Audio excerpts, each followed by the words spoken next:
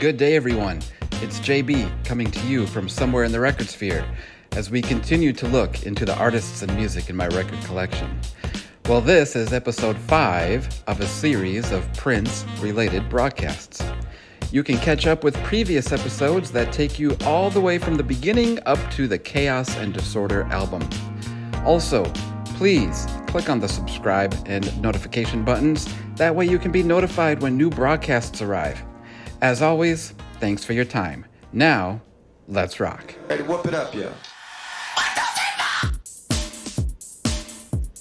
Prince was in a bitter rivalry with Warner Brothers Records and just wanted out of his contract. In response to this, toward the end of his contract, the artist wasn't always putting out his best material. The Chaos and Disorder album was one example, in my opinion, with the artist even putting a disclaimer on the album, stating, originally intended for private use only, this compilation serves as the last original material recorded by the artist for Warner Brothers.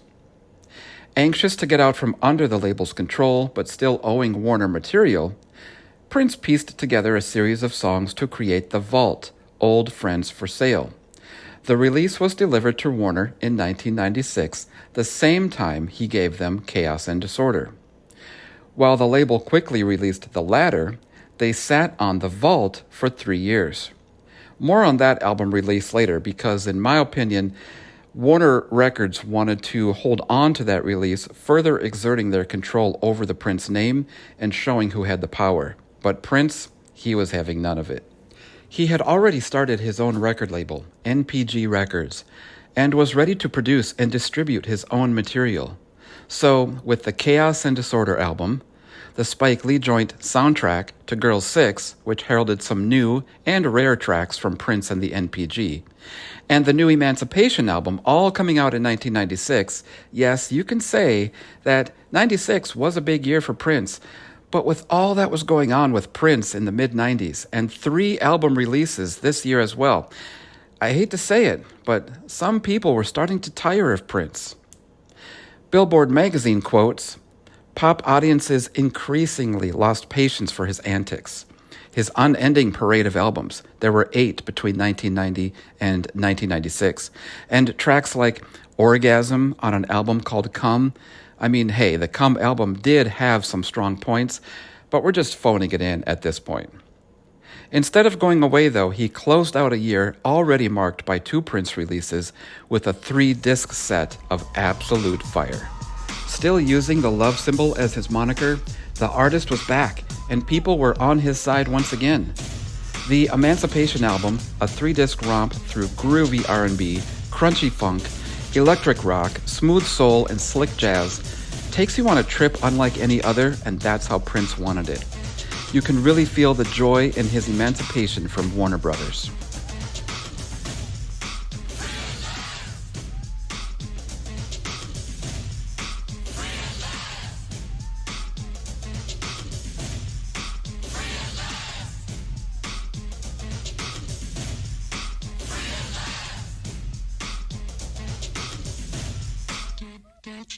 Free at last, free at last, thank God Almighty, we are free at last. Disc 1 contains the G-Funk banger Right Back Here in My Arms, as well as Damned If I Do, the only song to feature his then-wife, Maite, who was credited as Janelle, which is actually her middle name, and it also has the intergalactic gospel of White Mansion.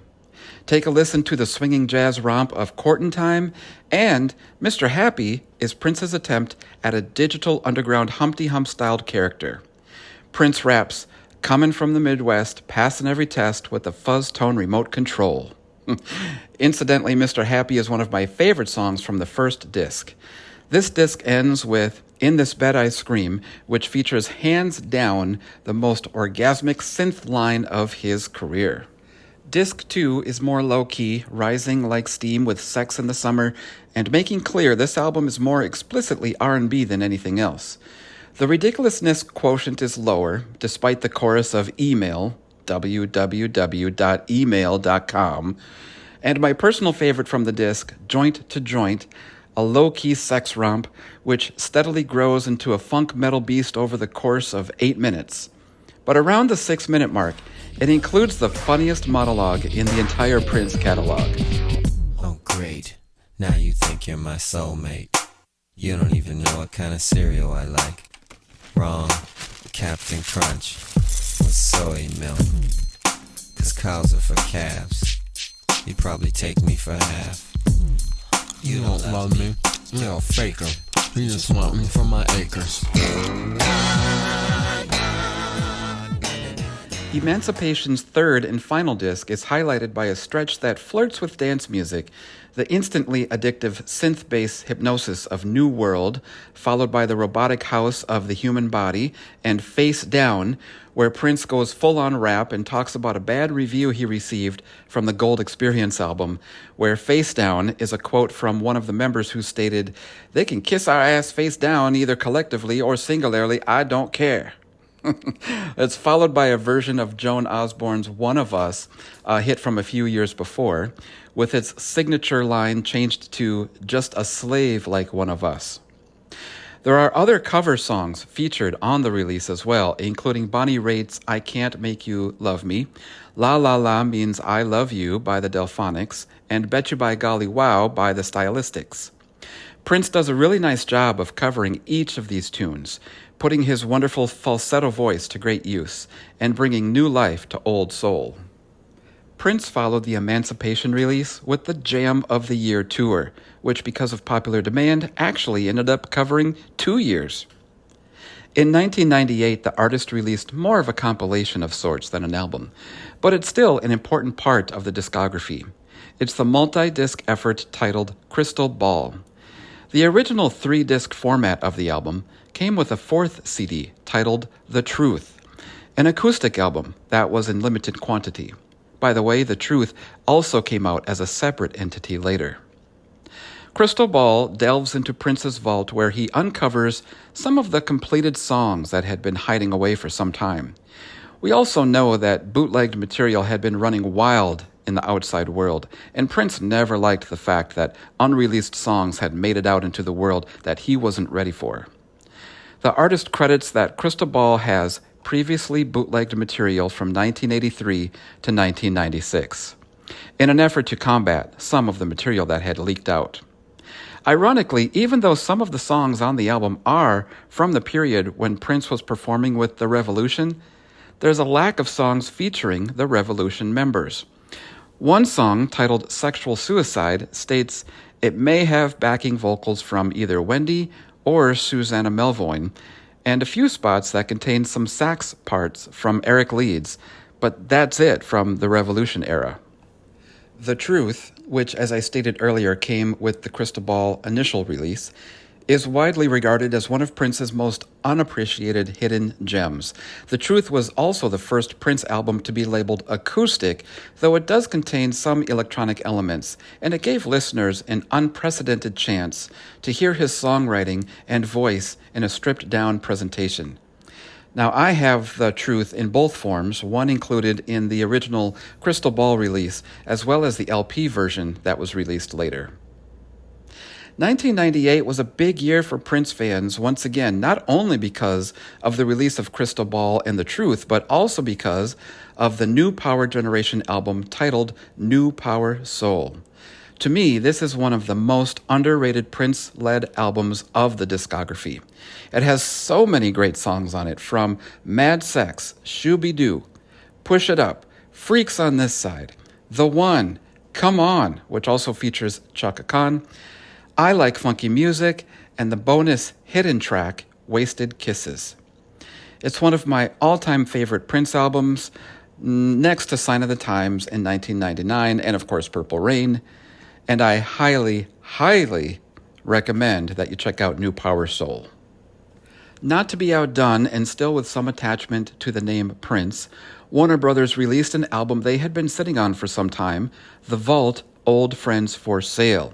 It came out in 1999.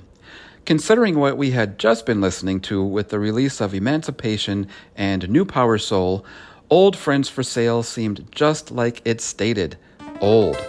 To me, there wasn't a lot that stuck out from this album. As you may know, Prince wrote a lot of songs, many of which he sold to other artists.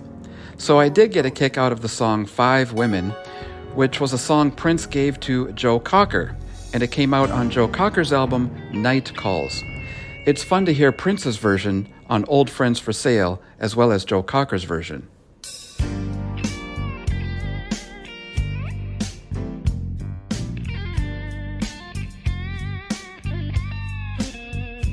It took 5 women to get you off of my mind. The Battle of the Princes continues as the artist once again releases an album the same year as Old Friends. In 1999, the artist came out with Rave, to the joy fantastic, rave, rave, to the joy fantastic, rave. the star-studded Rave album, which featured the likes of Sheryl Crow, Gwen Stefani, Chuck D, Ani DeFranco, and Eve, was the artist's first release on the Arista record label. It was also the final album of previously unreleased material while using the love symbol. Prince negotiated directly with Arista's president, Clive Davis, to produce and distribute the album. Mr. Davis had just completed a collaboration album with Santana and thought that Prince's Rave album would be the perfect opportunity to continue that. Chuck D, a collaborator on the song Undisputed, talked to CNN and had this to say about Prince. Chuck D, you collaborated with Prince on an album and you performed together. What was it like to work with him? The maestro. It's like when you put in the same vernacular, Duke Ellington, Louis Armstrong. I mean, for black folks, he meant almost everything in the last 50 years to us. And because he signified time of past, present, and future. And I recorded with Prince in 1999 at Paisley Park, and the tripped out thing, he had a garage sale on the lawn of Paisley Park. That's how community-oriented Paisley Park was to the community. And I'm like, are you having a yard sale? Yeah, I'm selling cars. And I'm like, dude, and basketball rims up in there. So it was mind-blowing experience. And anytime that he was on stage and I was in the audience, he would call me up to do what I do. And I'm like, okay, I'm awestruck, but I better get my head focused and do the thing.